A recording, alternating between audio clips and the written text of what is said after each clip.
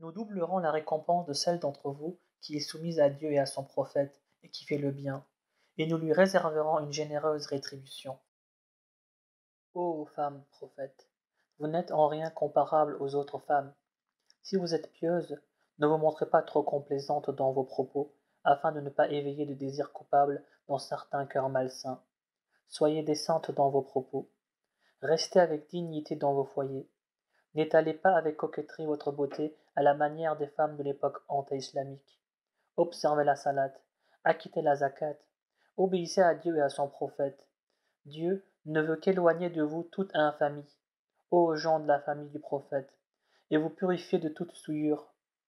Ayez constamment à l'esprit les versets de Dieu et les sages préceptes qui sont récités dans vos demeures. Dieu est plein de bonté et parfaitement informé. Les musulmans et les musulmanes, les croyants et les croyantes, les hommes pieux et les femmes pieuses, les hommes sincères et les femmes sincères, les hommes patients et les femmes patientes, ceux et celles qui craignent Dieu, ceux et celles qui pratiquent la charité, ceux et celles qui observent le jeûne, ceux et celles qui sont chastes, ceux et celles qui invoquent souvent le nom du Seigneur, à tous et à toutes Dieu a réservé son pardon et une magnifique récompense. Il ne convient pas à un croyant ni à une croyante de suivre leur propre choix dans une affaire, une fois que Dieu et son prophète en ont décidé autrement.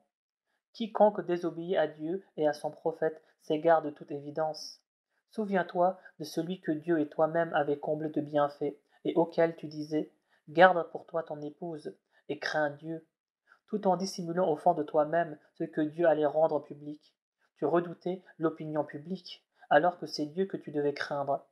Lorsque Zayd eut cessé toute relation avec sa femme, nous te la donnâmes en mariage, afin qu'il ne soit plus interdit aux musulmans d'épouser les femmes avec lesquelles leurs fils adoptifs auront cessé tout commerce. L'ordre de Dieu devait être exécuté. Nul grief n'est à faire au prophète pour ce que Dieu lui a accordé conformément aux lois établies par Dieu pour les prophètes qui l'ont précédé, les décrets de Dieu étant inéluctables. Pour ceux qui transmettaient les messages de Dieu, le craignaient sans redouter nul autre que lui, car Dieu suffit pour établir le compte exact des hommes. Non, Mohammed n'est le père d'aucun homme d'entre vous, mais il est l'envoyé de Dieu et le sceau des prophètes. Dieu est au courant de tout. Ô croyants, invoquez souvent le nom de Dieu, glorifiez-le matin et soir. C'est lui qui prie pour vous, ainsi que ses anges, afin de vous faire passer des ténèbres à la lumière, car Dieu est plein de mansuétude pour les croyants, qui seront accueillis le jour où ils comparaîtront devant le Seigneur par le mot paix, salam, car Dieu aura préparé pour eux une belle récompense. Ô prophète, nous t'avons envoyé à la fois comme témoin annonciateur de bonnes nouvelles et avertisseur, afin que par la permission de Dieu, et tel un flambeau étincelant, tu appelles les hommes à Dieu. Annonce donc aux croyants la grâce infinie qui les attend auprès de leur Seigneur. N'obéis ni aux infidèles, ni aux hypocrites, que leur offense ne t'affecte point. Fie-toi à Dieu, Dieu suffit comme protecteur. Ô vous qui croyez, si vous épousez des croyantes et qu'ensuite vous les répudiez avant d'avoir consommé le mariage, vous n'avez pas le droit de leur imposer une période de viduité. Accordez-leur un don de consolation et rendez-leur honnêtement la liberté. Ô prophète, nous déclarons licite pour toi tes épouses que tu as dotées et les captives que Dieu t'a accordées au titre de butin de guerre, comme nous te permettons d'épouser les filles de ton oncle paternel, les filles de tes tantes paternelles, les filles de ton oncle maternel, les filles de tes tantes maternelles qui ont émigré avec toi, ainsi que toute croyante qui aura offert sa main au prophète, pourvu que tu donnes ton consentement. C'est là un privilège qui t'est accordé, à l'exclusion des autres croyants. Certes, nous connaissons les règles que nous leur avons prescrites au sujet de leurs épouses et de leurs esclaves, et ce, afin qu'aucun grief ne te soit fait. Dieu est indulgent et miséricordieux. Libre à toi de faire attendre celle de tes épouses que tu voudras, de retenir près de toi celle que tu voudras, et de reprendre l'une de celles que tu avais écartées. Cela est de nature à les consoler, à leur épargner la tristesse et à les rendre toutes heureuses des faveurs que tu pourras leur accorder. Dieu lit si bien dans vos cœurs, il est omniscient et compatissant. Il ne t'est plus permis désormais de prendre d'autres femmes ou de changer d'épouse, en dehors de tes esclaves, même si tu étais attiré par la beauté d'autres femmes. Rien n'échappe à la vigilance du Seigneur. Ô croyants, n'entrez dans les demeures du prophète que si vous êtes invités à un repas. Évitez d'être là à attendre que le repas soit prêt. Quand vous êtes invités, entrez et après avoir mangé, dispersez-vous, sans vous livrer à des propos familiers. En vérité, cela offenserait le prophète qui aurait honte de vous en faire part. Mais Dieu n'a pas honte de dire la vérité. Quand vous demandez quelque chose aux épouses du prophète, faites-le derrière un voile. Vos cœurs et les leurs n'en seront que plus purs. Vous ne devrez pas offenser l'envoyé de Dieu, ni épouser ses femmes après lui. Ce serait une énormité auprès de Dieu. Que vous divulguiez une chose ou que vous la teniez secrète, Dieu en est parfaitement informé.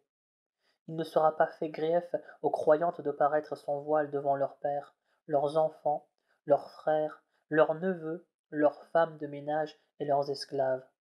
Craignez donc Dieu. Dieu est témoin de toutes choses. Dieu et ses anges bénissent le prophète. Ô croyants, bénissez-le et appelez sur lui le salut. Ceux qui offensent Dieu et son prophète, Dieu les maudira en ce monde et dans l'autre, et leur fera subir un châtiment infamant. Ceux qui offensent les croyants et les croyantes sans qu'ils l'aient mérité se chargent d'une infamie et commettent un grave péché. Ô prophète, dis à tes épouses, à tes filles et aux femmes des croyants de ramener un pan de leur voile sur elles.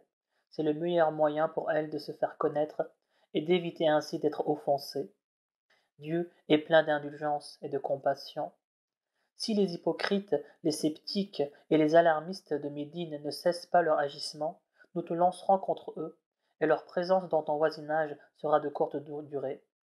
Toujours maudits, ils seront capturés en quelque lieu où ils se trouvent et éliminés sans pitié. Telle est la loi établie par Dieu à l'égard des générations révolues. Et la loi du Seigneur est immuable. On t'interroge sur l'heure. Réponds. Sa connaissance est du ressort exclusif du Seigneur. D'ailleurs, qu'en sais-tu toi-même, et peut-être imminente? Dieu maudit les impies et les voue à l'enfer, où leur séjour sera éternel, sans qu'ils puissent trouver ni alliés ni protecteurs.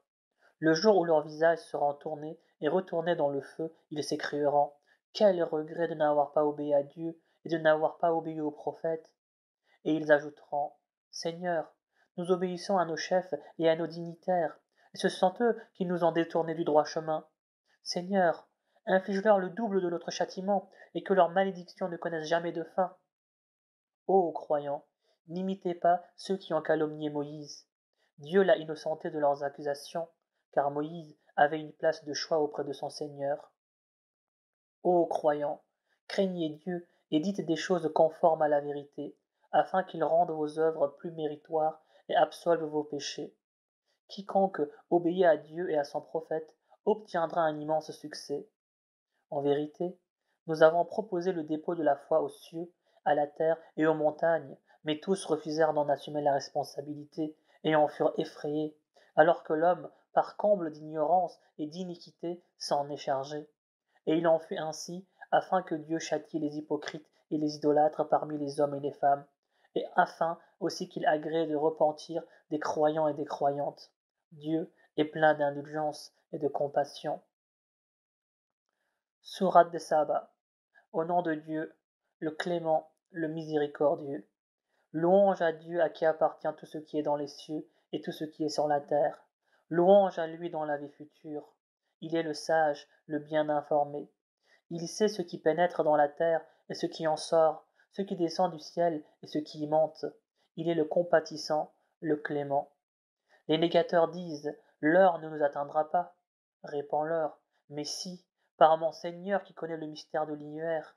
Elle vous atteindra à coup sûr, car rien de ce qui est dans les cieux ou sur la terre, fût-il du poids d'un atome, n'échappe à la connaissance du Seigneur. Et il n'est rien de plus petit ni de plus grand qui ne soit mentionné dans un livre explicite, afin que Dieu récompense ceux qui croient et font le bien, et auxquels sont réservés l'absolution et un don généreux, contrairement à ceux qui s'emploient à rendre nos signes inopérants et qui seront voués à de terribles et douloureux tourments, et afin aussi que ceux qui ont reçu la science soient persuadés que le livre qui t'a été révélé exprime bien la vérité, et qu'il engage dans la voie du Tout-Puissant du digne de louange. Ceux qui ne croient pas disent: voulez-vous que nous vous montrions un homme qui prétend que, lorsque vous serez décomposé et réduit en poussière, vous aurez à connaître une vie nouvelle? S'agit-il d'un mensonge qu'il attribue à Dieu, ou est-il simplement devenu fou? Il n'en est rien. La réalité est que ceux qui ne croient pas à la vie future et qui sont voués au châtiment se trouvent plutôt en plein égarement. Ne voit-il donc pas s'étendre autour d'eux, de toutes parts, les cieux et la terre? Si nous le voulons, nous les ferons engloutir par la terre, ou nous ferons tomber sur eux des blocs du ciel. En vérité, il y a là un signe pour tout serviteur qui veut se repentir. David reçut une insigne grâce de notre part. Ô montagnes, faites écho à ces cantiques. Et vous, oiseaux, reproduisez-en aussi les airs. Et nous avons rendu le fer malléable entre ses mains, en lui disant: fabrique des cuirasses, et que les mailles en soient bien ajustées. Accomplissez de bonnes actions, car je vois tout ce que vous faites.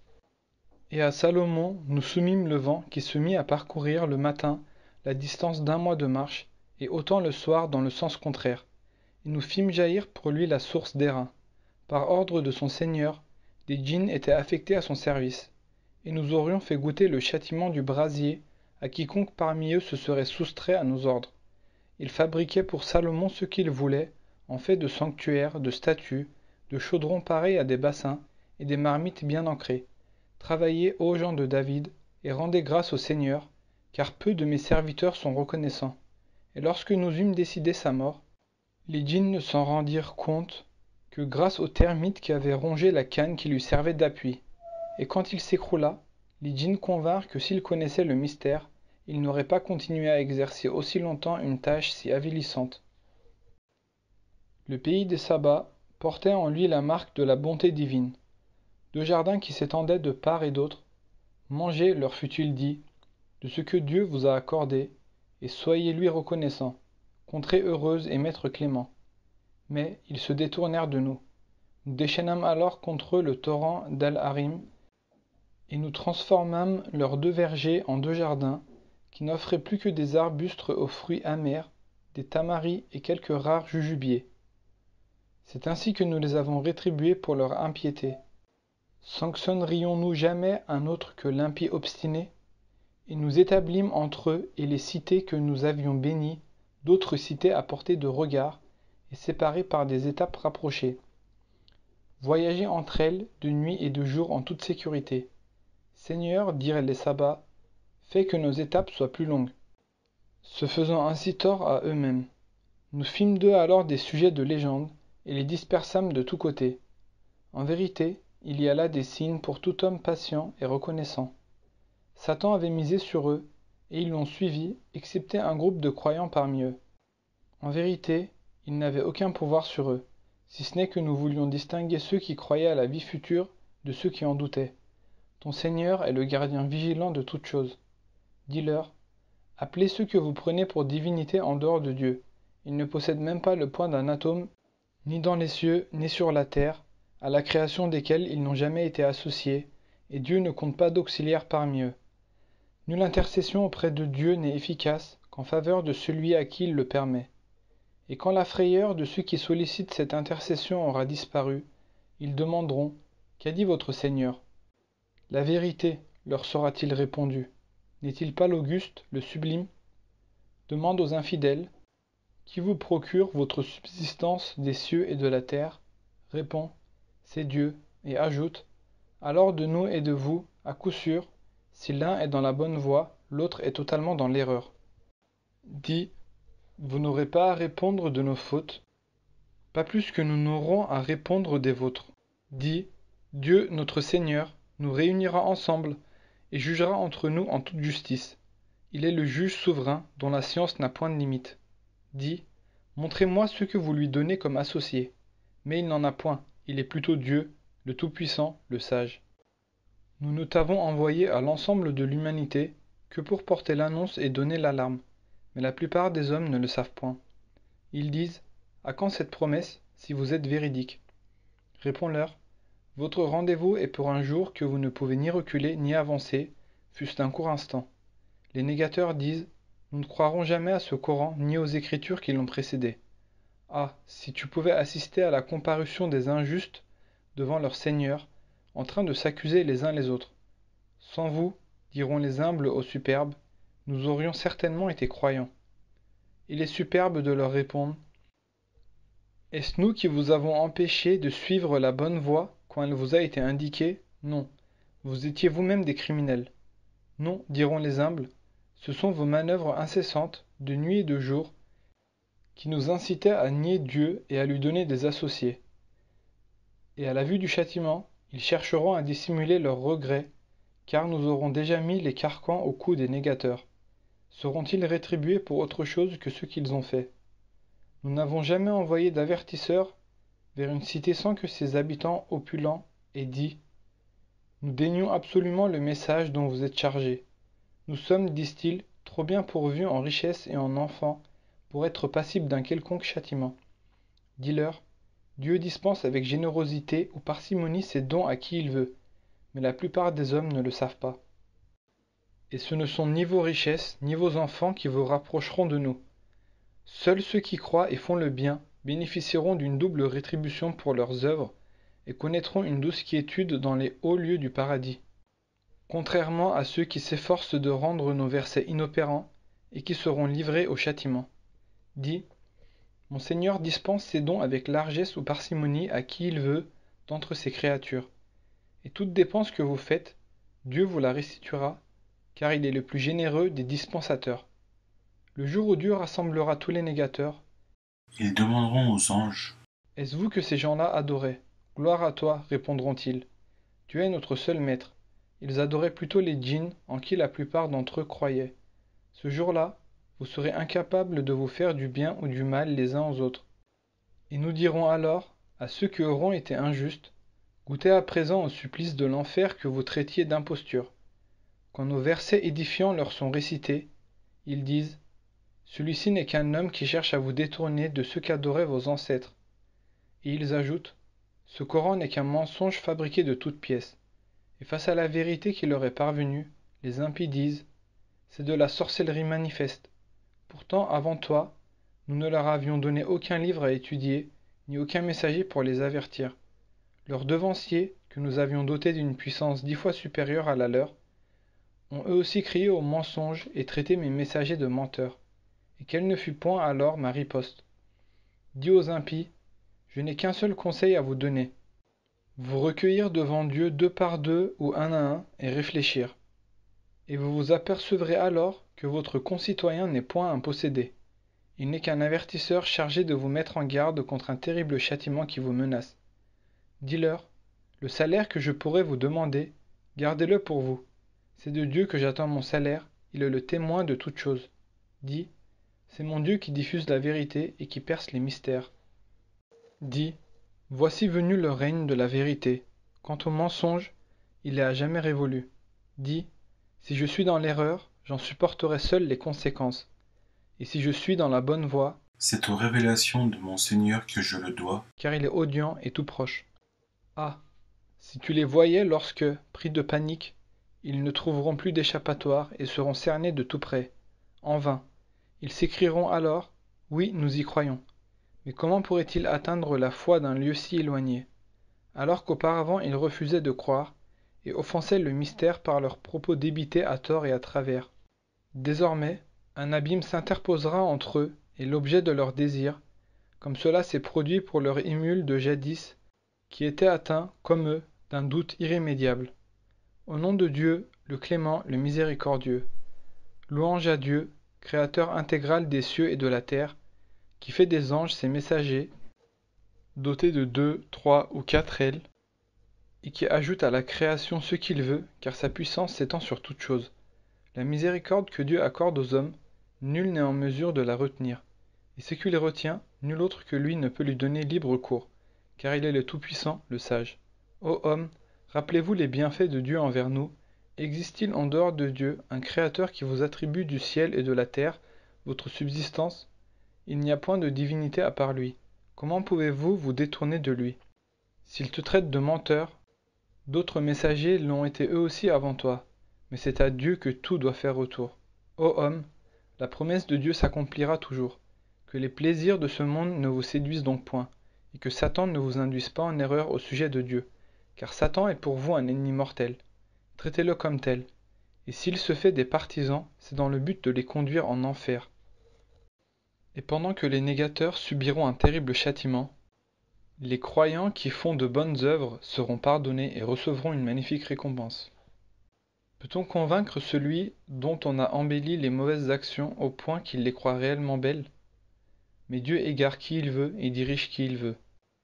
Ne t'épuise donc pas en regrets sur leur sort. Dieu est parfaitement au courant de ce qu'ils font.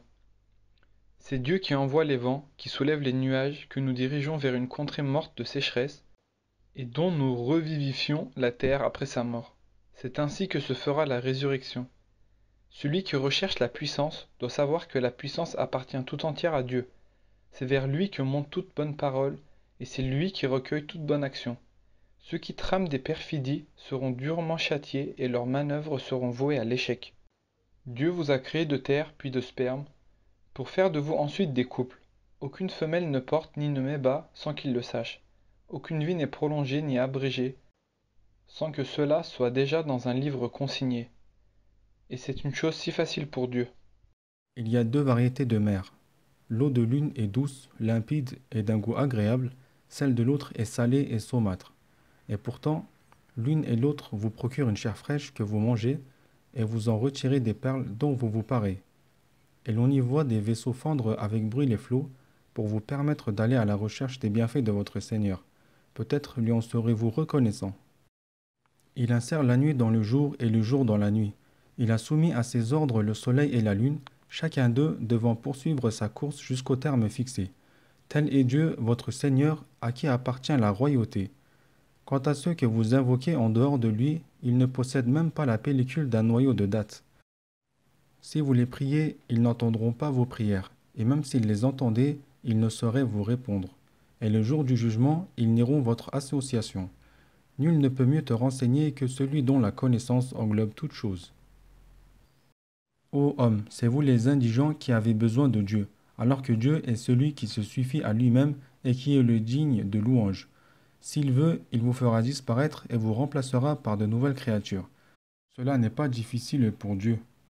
Aucune âme chargée de son propre fardeau ne portera celui d'une autre âme.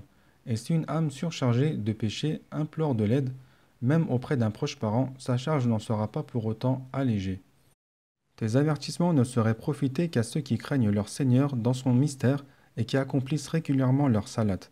Quiconque se purifie le fait dans son propre intérêt, car c'est vers Dieu que tout doit faire retour. L'aveugle ne saurait être assimilé à celui qui voit, pas plus que les ténèbres à la lumière, ni l'ombre fraîche à la chaleur ardente, ni les vivants aux morts. Dieu permet à qui il veut d'entendre, mais toi tu ne peux faire entendre ceux qui sont dans les cimetières, et tu n'as d'autre mission que d'avertir. Nous t'avons envoyé en toute vérité en tant qu'annonciateur et avertisseur, et il n'est pas un peuple qui n'ait déjà eu un prophète pour l'avertir.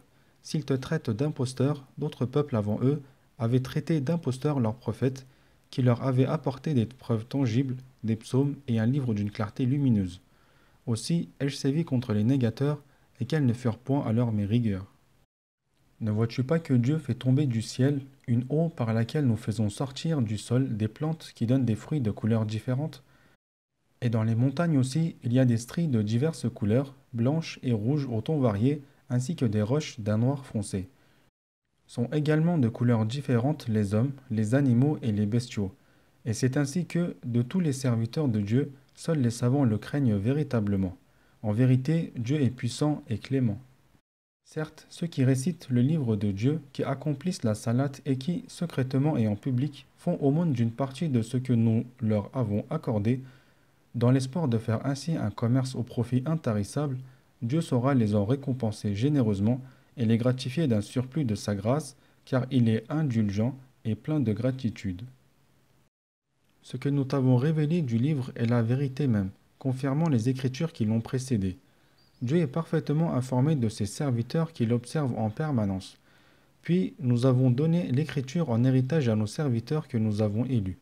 Parmi eux, il en est qui se font tort à eux-mêmes, d'autres qui suivent une voie moyenne, et d'autres enfin qui, avec la permission de Dieu, surpassent tous les autres par leurs bonnes actions. Et c'est là la grâce suprême. Ceux-là entreront au jardin d'Éden, où ils seront parés de bracelets d'or et de perles et de soie vêtus. Louange à Dieu, s'écrieront-ils, qui a éloigné de nous toute angoisse. Notre Seigneur est en vérité plein d'indulgence et de gratitude. Béni soit-il pour nous avoir installés dans la demeure éternelle où nous n'aurons à connaître ni fatigue ni lassitude. Quant à ceux qui ne croient pas, c'est au feu de la géhenne qu'ils seront livrés, et ni la mort ne mettra fin à leurs tourments, ni ces derniers ne connaîtront d'allègement. Tel est le châtiment que nous infligerons à tout négateur endurci.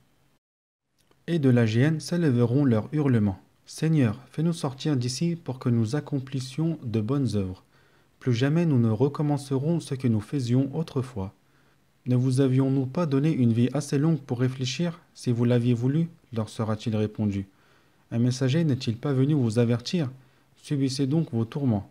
Il n'y a point de secours pour les injustes. En vérité, Dieu connaît les mystères des cieux et de la terre, comme il connaît aussi bien ce que recèlent les cœurs. C'est lui qui a fait de vous ses vicaires sur la terre. Quiconque est infidèle l'est à son propre détriment, et l'incrédulité des infidèles ne servira qu'à les rendre plus odieux auprès de leur Seigneur et qu'à accentuer davantage leur perte. Dis aux impies, voyez ces associés que vous invoquez en dehors de Dieu, montrez-moi leur contribution dans la création de la terre ou dans celle des cieux. Leur avons-nous révélé un livre dont ils pourraient tirer des preuves valables? Non, bien sûr, car les promesses que se font les impies entre eux ne sont que des promesses fallacieuses. Dieu maintient les cieux et la terre pour les empêcher de s'affaisser. Et si jamais ils s'affaissaient, qui pourrait les soutenir si ce n'est lui?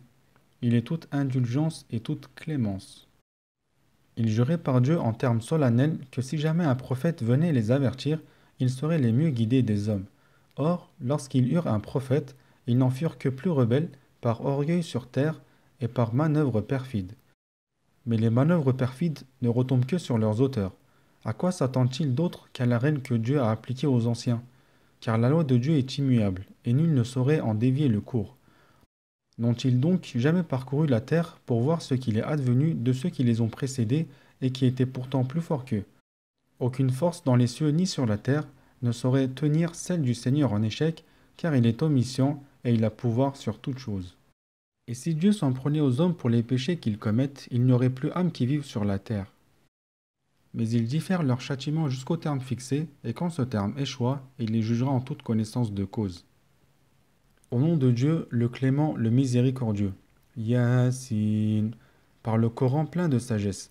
En vérité, tu es du nombre des messagers, bien engagés dans la voie de la droiture.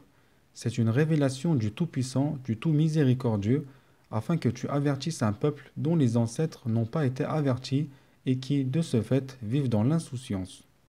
La sentence prononcée contre la plupart d'entre eux s'est déjà réalisée. Ils ne croiront pas. Nous avons mis à leur cou des carcans qui leur arrivent jusqu'au menton, les rendant incapables de mouvoir leur tête. Nous leur avons barré les voies par devant et par derrière, et nous leur avons bandé les yeux, au point qu'ils ne peuvent plus rien voir. Il leur est donc égal que tu les avertisses ou que tu ne les avertisses pas. Ils sont réfractaires à toute croyance. Adresse-toi plutôt à celui qui suit le rappel du Coran et redoute le miséricordieux dans son mystère. À celui-là, annonce le pardon et une généreuse récompense. En vérité, c'est nous qui ressuscitons les morts. C'est nous qui faisons enregistrer leurs actes et les suites, bonnes ou mauvaises, qui en découlent. En fait, tout est recensé par nous dans un livre d'une clarté limpide. Propose-leur comme exemple les habitants de cette cité auxquels furent dépêchés des prophètes. Nous leur en envoyâmes d'abord 2, mais ils les traitèrent d'imposteurs. Nous les renforçâmes alors par un 3e. Et tous les 3 leur dirent, « Nous sommes envoyés vers vous. Vous n'êtes que des mortels comme nous, s'écrièrent les gens de la cité. Le miséricordieux n'a rien révélé, vous n'êtes que des menteurs. Notre Seigneur, répliquèrent les prophètes, c'est, lui, que nous sommes envoyés vers vous. Et notre mission consiste uniquement à transmettre en toute clarté le message. Votre venue, reprirent les gens de la cité, nous fait augurer un mauvais présage. Si vous ne cessez pas vos prêches, nous vous lapiderons et vous ferons subir un affreux supplice. S'il y a mauvais présage, répondirent les prophètes, il est en vous-même. Est-il possible qu'un simple rappel vous irrite à ce point? Vous êtes vraiment des gens portés à l'excès. Sur ce, un homme accourut de l'autre bout de la ville et vint dire: Ô mes concitoyens, Écoutez ce que vous disent les prophètes. Suivez ceux qui ne vous réclament aucun salaire et qui sont sur le droit chemin. Pourquoi n'adorerais-je pas celui qui m'a créé et vers qui votre retour est inéluctable? Dois-je prendre en dehors de lui des divinités qui, si le miséricordieux voulait me faire du mal, ne sauraient ni me soutenir ni assurer ma sauvegarde? Si jamais j'agissais ainsi, je serais dans un égarement manifeste.